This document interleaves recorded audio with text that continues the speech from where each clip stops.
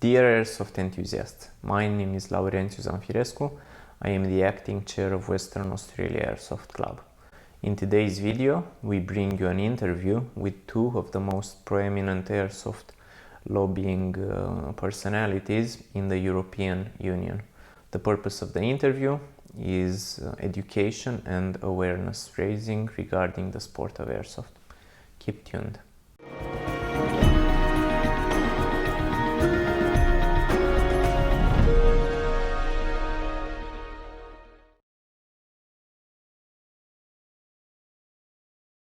What are some of the risks associated with airsoft, and risks both on the field and off the field?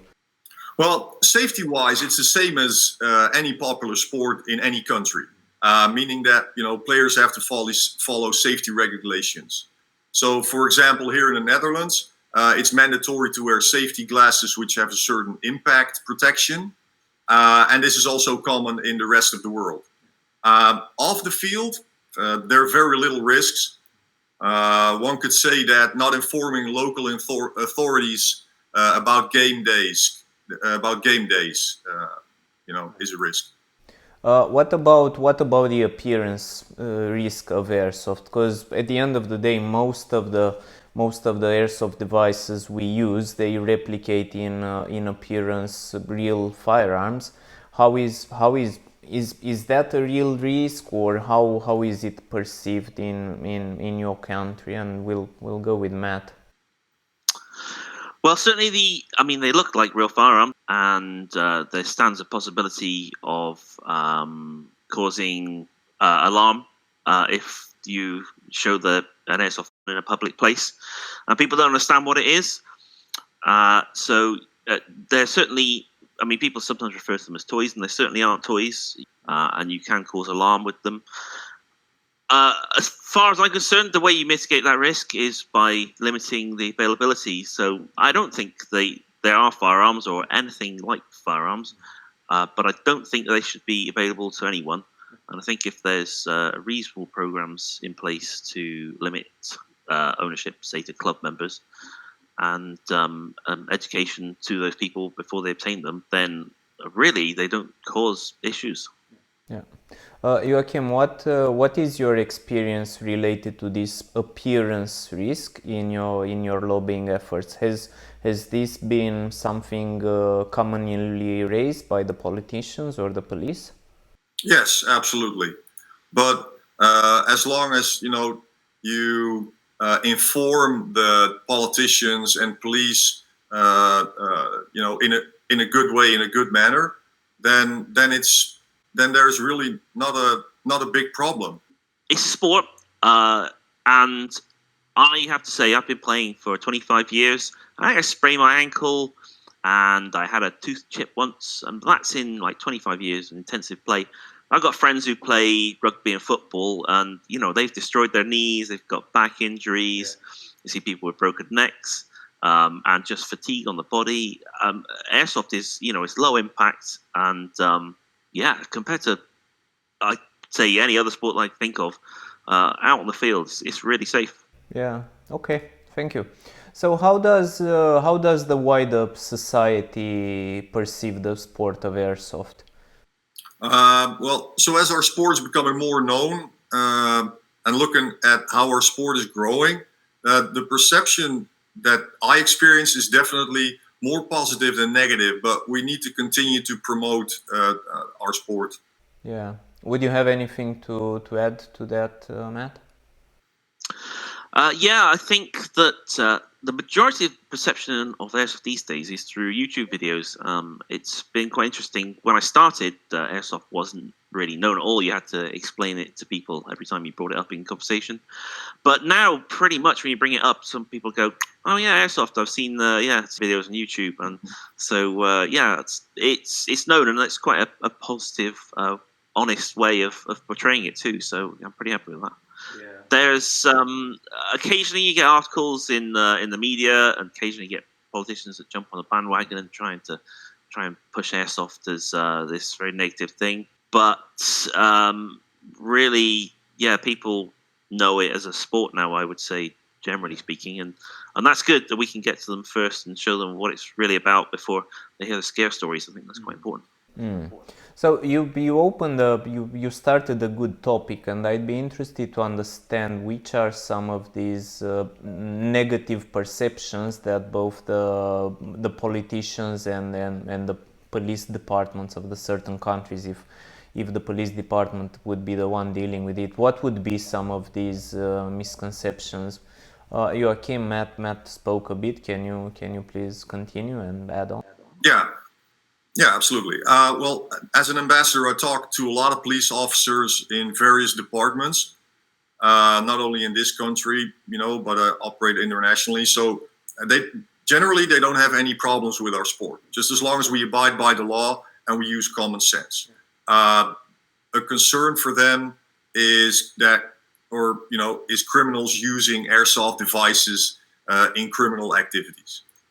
Yeah. Is there much evidence to support that from both your knowledges? No, but it's a concern. So it's not a big concern, but it's a concern. Yeah.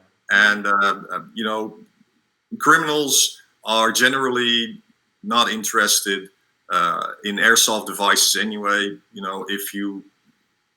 Guns. I mean, this is not Australia. But here in the European Union, for criminals, it's easy to get illegal firearms because, we're not surrounded by water. Yeah, you'd rather use something that can actually cause harm in case you need to use it instead of a pretend article. Is your experience similar in the UK, Matt? I know recently the UK went through a change in the regulations with airsoft. Yeah, very much so. Yeah, that's what I've experienced too. Having talked to lots of police officers, and of course, lots of police officers play airsoft too. They are just they don't really care about it. It's every once in a while you get an incident where someone's seen what looks like a real firearm, and when the police get involved and they find out it's airsoft, they're like, "Okay, it's airsoft. We know airsoft. We know it's not harmful," and yeah, so it's been around for like probably 30 years now, and it's pretty settled in, and it doesn't really cause issues. So. Okay, Joachim. So you open this conversation on some of the misconceptions related to the sport of airsoft, such as they would be used by the airsoft markers would be used by criminals to conduct criminal purposes. What would be some other misconceptions related to the sport? Well, that only men play airsoft, and that it's not possible to play in a safe manner. Okay, Matt, are you on the same page?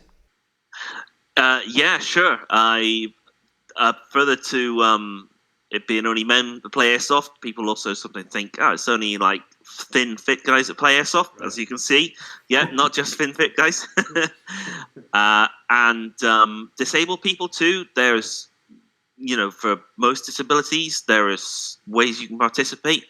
I've got a friend in Ireland who can't walk or hold up a gun, and he plays airsoft every week, and he loves it. I'd say all the misconceptions of airsoft from the general public really are based on kind of a snap look at our aesthetics. So is there much evidence to support any of those misconceptions, or if you were to debunk them, what would you say? Or they're just plain, simple misconceptions? Well, like I said earlier, we did an esteemed sports institute in this country recently did a study on the airsoft sport. So, I can back everything up with scientific study. So as the world is moving and changing, and I know, for example, recently the European Union has amended the firearms directive, and the sport of airsoft almost was banned in the European Union because it could have potentially fallen under that definition. What would you say some of the threats to the sport of airsoft are? Well, airsoft has been in a mixed position in quite a few countries for some years. Right now, certainly in the UK, it's pretty secure. So, as Joachim will probably tell you more about how airsoft is actually recognised as non-firearms in the new European legislation. That's a big step forward. In the UK, we've got airsoft recognised in primary and secondary legislation as a legitimate activity. Airsoft players in the UK really need to be aware that they're always ambassadors for the hobby and that they carry the future of the hobby in their hands. Right. So Joachim, what would you have to say about the future threats to the sport of airsoft? In my experience, the biggest threat is that is if governments don't have a dialogue partner for our sport. It's very, very important that players unite on national and local level. That's the biggest threat in my concern for our sport.